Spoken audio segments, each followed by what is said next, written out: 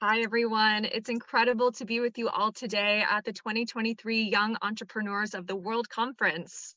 My name is Lindsey Prowse, and I serve as the North America Regional Lead and Global Youth Engagement Lead at 1T.org, also known as the Trillion Trees Platform, which is an initiative at the World Economic Forum. Now, the topic of our session today is important: how to tackle the climate crisis as an ecopreneur. But before we dive into the topic, I wanted to begin by sharing some wise words from a personal hero of mine who has been a tireless ambassador for the natural world for many decades, and that is Dr. Jane Goodall. And in her words, she says, "There is a powerful force unleashed when young people are resolved to make a change." And when it comes to the crisis that define our age, the climate crisis and the accelerating loss of biodiversity, this could not feel more true. The scale of these global challenges is too large for any one person or one organization or one government to tackle alone.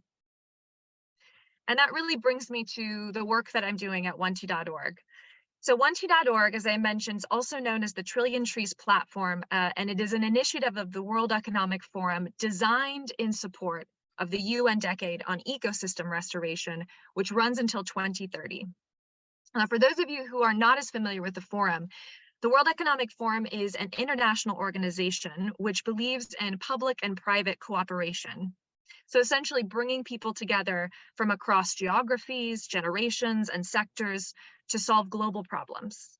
And that's really at the heart of what we do at 1T.org.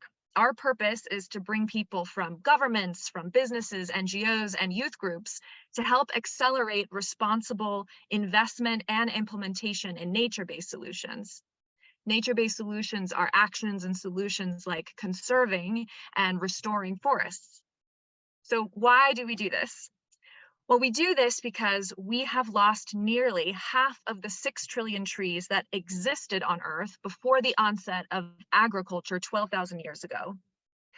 And we do this because deforestation and forest degradation are responsible for 15% of the planet's greenhouse gas emissions. We do this because forest loss threatens 350 million people, of which 60 million are indigenous and rely on forests for survival. And we do this because more than half of our annual global GDP, or roughly 44 trillion US dollars, is potentially threatened by nature loss. So overall, nature-based solutions are essential, an essential part of how we solve climate change, and are a critical element of a much needed shift away from extractive thinking and extractive business models.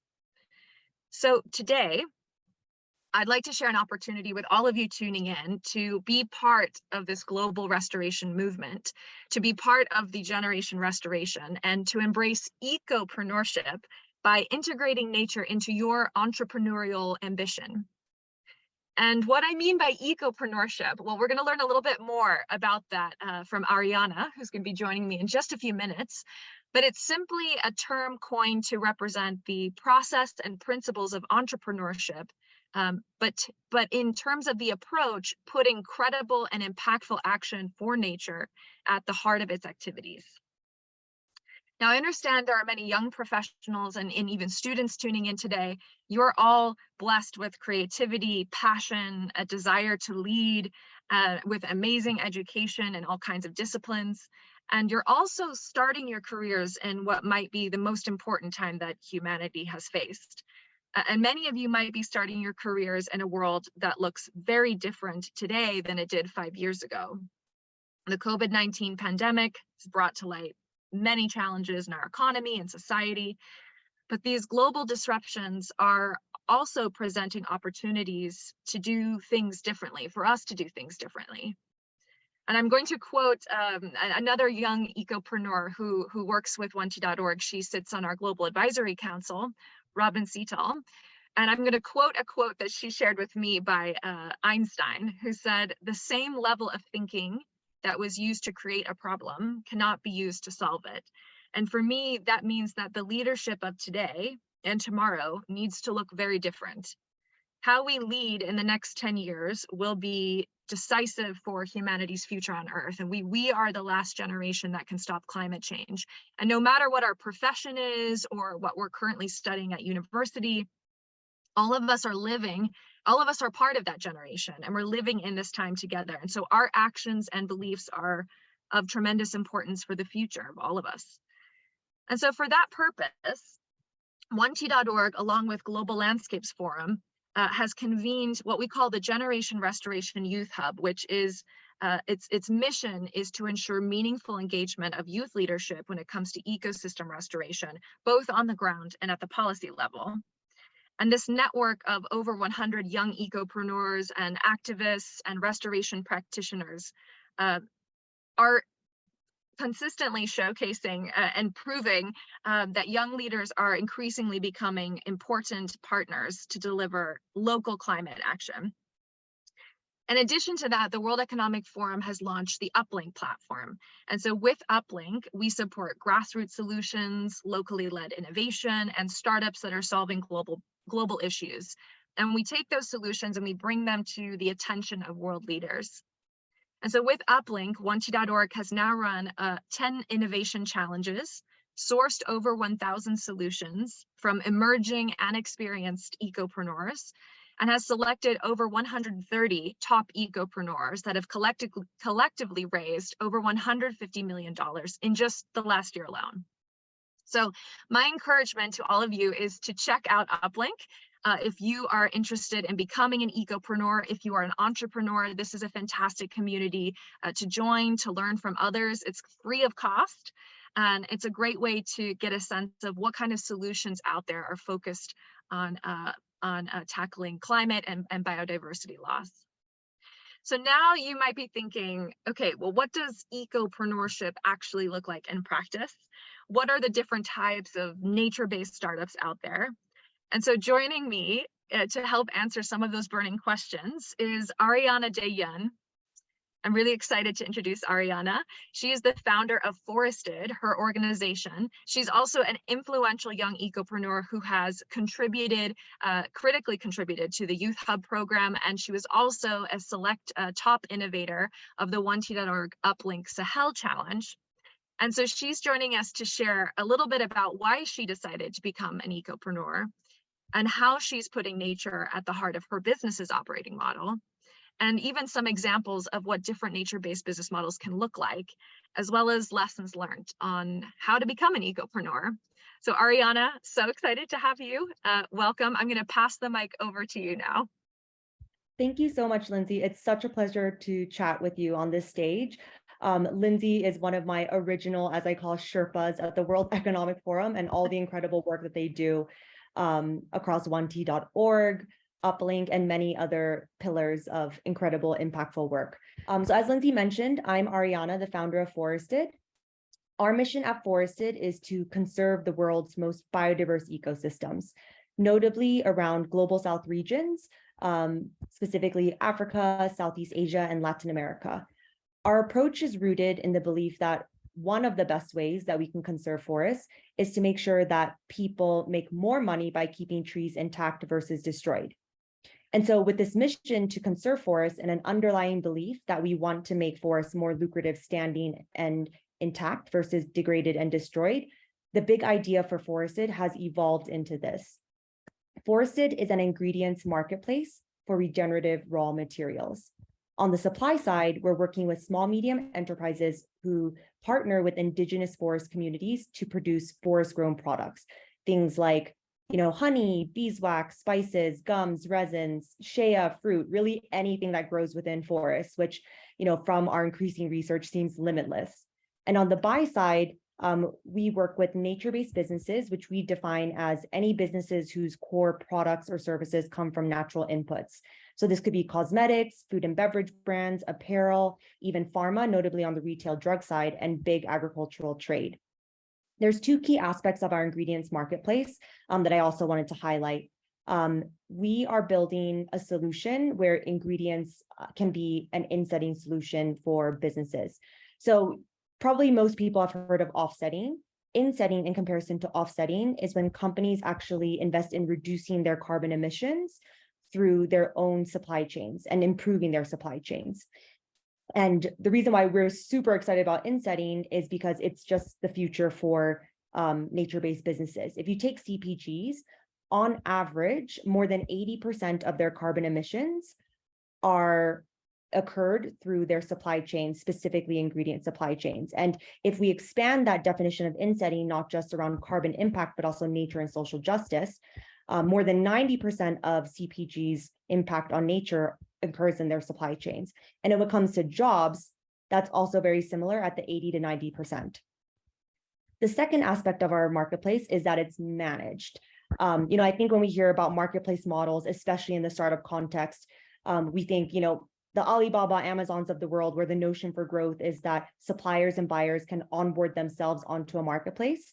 In our world of building complex supply chains from native forest ecosystems in places like Ethiopia, which is where our flagship operations are and where I'm dialing in from, all the way to say, Lush Cosmetics in the UK, it doesn't get there easily, as you guys can all manage or imagine. We work with indigenous forest communities who need support and that management to get them to global markets. So as a part of that management, it's not only helping to quantify the insetting value so that we can measure, unitize, and help them monetize premiums for their ingredients through things like carbon credits, the equally, if not more exciting biodiversity credits, but also ultimately provide them services that should each help unlock more commercial value from their forest grown ingredients. So think, certifications, even agro-processing technicians and electrical plumbing, and then finally working capital facilities. And so while I'd be happy to continue sharing more about our business model, you may have heard that it has evolved into what it is today. And as one of the things I wanted to focus on today is that, the best solutions go through iterations, whether they're small steps sideways and forwards or massive pivots that have you ending up in a place so unrecognizable from where you came from. And I think acknowledging the required or inevitable evolution of ideas is really important to highlight, because in talking to other fellow ecopreneurs, youth, non-youth, I think there's always this intimidation that people don't want to build something or even get started until they think something's perfect. And so I think I've had firsthand experience of how you actually need to go through the trial and error, R&D, even fail to get to that great idea. And being a part of the Uplink program, notably being able to join a community of fellow innovators as well as experts, was and remains a key enabler, helping Forested evolve more effectively towards a nature-based solution to climate change. And so to share a little bit about my journey, so you can see that evolution, a brief introduction to me. I'm originally from Hong Kong, started my career in management consulting, very, very far away from Africa, emerging markets, smallholder supply chains. And it was through a really neat opportunity with the global NGO TechnoServe that I was able to start getting my hands dirty and building supply chains, as you may have imagined, from Ethiopia to global markets.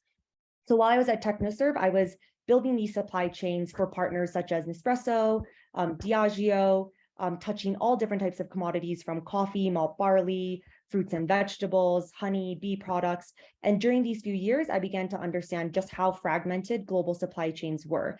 And it became very clear to me that smallholder farmers and producing countries were always getting the shorter end of the financial deal, which inherently implied that there wasn't really a lot of incentive for them to sustainably manage land and forests that we all need as public goods and resources.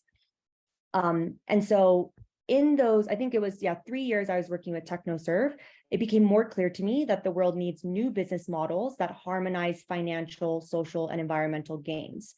And through my work on the ground, I realized that nature could actually be a solution addressing issues at the intersection of climate, the economy, and social injustices.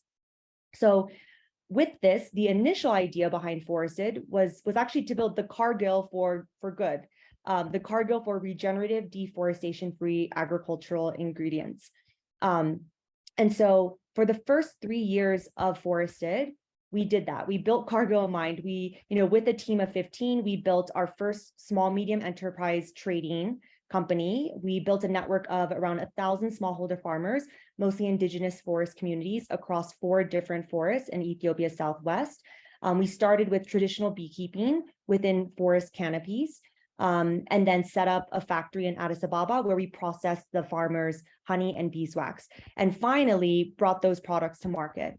So over the years, we've had a direct-to-consumer brand, worked with different specialty food and beverage and cosmetics companies, and probably one that you all may have heard of is Lush Cosmetics.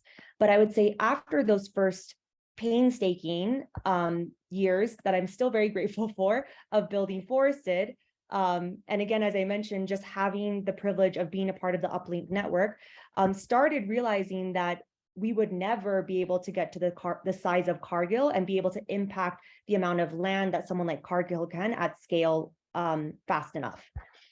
And so through a lot of conversations with other innovators, other members of the Uplink community, we were able to reimagine a more effective way to scale. And that was part of the evolution. And I would say our most key pivot to date in moving from kind of a Cargill for good to, I could say, an Amazon for regenerative ingredients. And so now we've been spending a lot of our time, still nurturing and building the business fundamentals of, marketplace supplier number 1, which is Forested in Ethiopia.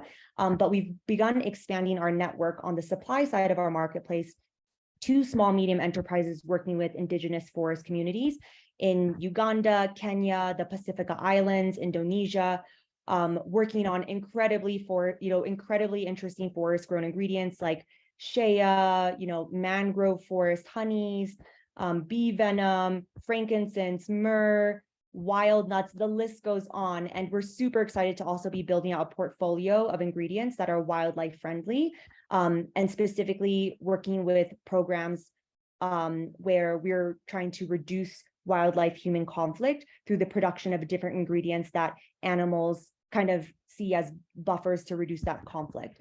And I could nerd out a bit more about that, but I'll leave it at that. But ultimately, this pivot was made so that we could generate impact at scale much faster. And so I'm happy to answer any questions about Forested's business model, but as Lindsey mentioned, I feel like it wouldn't be fair just to talk about Forested, so that you all can be inspired by the many, many other youth-led solutions. And I would say what's been incredibly encouraging and exciting since we've started Forested is just seeing how many youth-led ventures have popped up.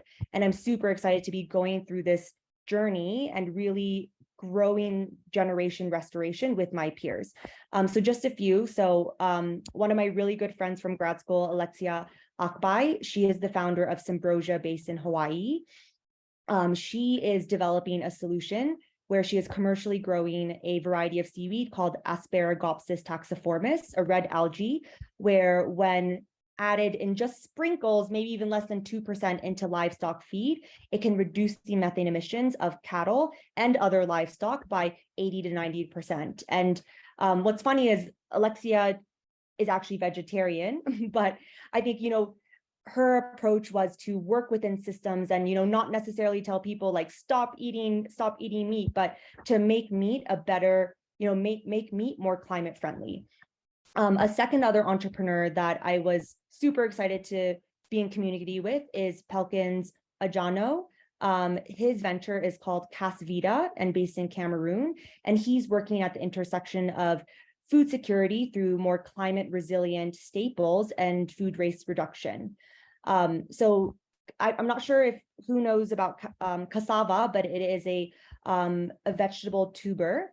And he was really inspired not only from his childhood eating this product, but seeing that with climate change, staple crops that are incredibly important for communities all around, like maize and wheat, are drastically decreasing in their yield.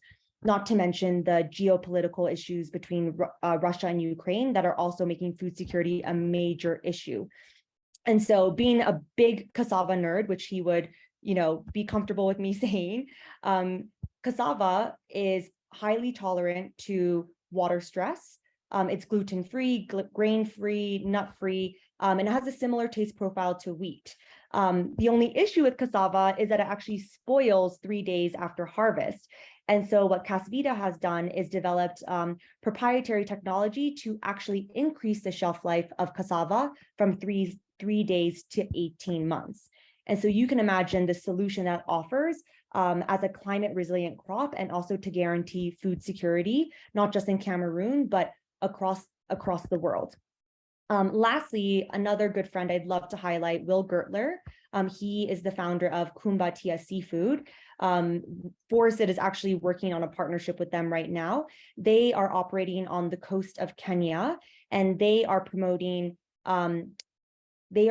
sustainable aquaculture in harmonization with coastal community livelihoods. So they're working to conserve Kenya's marine ecosystems while lifting these smallholder but artisanal fishers out of poverty. And for many of these communities, market access is incredibly minimal. Input costs are high, seafood buying prices are low, and there are a lot of destructive fishing practices given the pressures on these communities to make quicker gains. And so Kumbatia Seafood is trying to do something very similar to Forested, but on coastal and kind of ocean communities, which is to harmonize conservation and the livelihoods of these communities. And so these are just a few examples of other youth-led ecopreneurs. And I really hope that you guys all take some time to do some research. If you look on the Uplink platform and Generation Restoration, if you follow the hashtag, you'll see lots and lots of inspiring things come up. And as Lindsey mentioned, there really is no better time to be invested in climate solutions, nature-based solutions, and be a young ecopreneur. And it's not only just about building something on your own or even in a founding team from scratch. With the existing young ecopreneurs, there are incredible journeys and ventures and missions to join. And I just wanted to close this with a few ideas.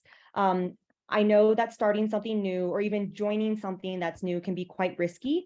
And so I always encourage people to start with curiosity, observe your world around you, collect information on problems and opportunities with humility. Try and understand others first. And soon enough, you'll quickly find the issues that you care enough about to really throw the weight of your energy and resources into. And again, it could be your own idea, but it could also just be as gratifying to join another founding team or even work within your own corporations or institutions to come up with little or big ideas that can make the world a better place. And find your allies. I think when we're all building something that's bold and trying to make a difference in the world, you'll get a lot of pushback. You'll get a lot of people telling you that it won't work. And a lot of times they'll be doing this out of a place of care for you, because taking risks can have a cost. And so find those allies who can continuously support you on your journey to figure out where it is that you want to put your efforts behind. And lastly, stay inspired and resilient.